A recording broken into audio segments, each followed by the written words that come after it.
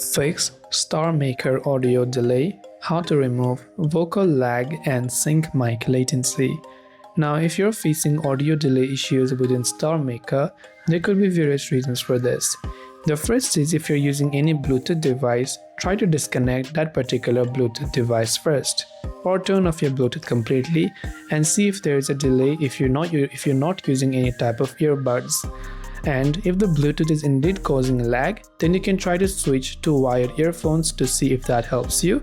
And you can also keep the microphone at least 6 to 8 inches away from your mouth to prevent distortion and timing errors caused by heavy breathing sounds.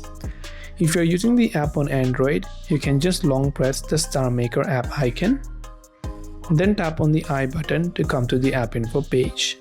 Then you can go to storage usage, clear the cache files, and also clear the data. Then go to your Play Store or App Store, then search for StarMaker. Check if the app has an update. If it does, make sure to update it to the latest version. And hopefully one of these may have helped you solve the problem. If you have any questions, feel free to leave them down below.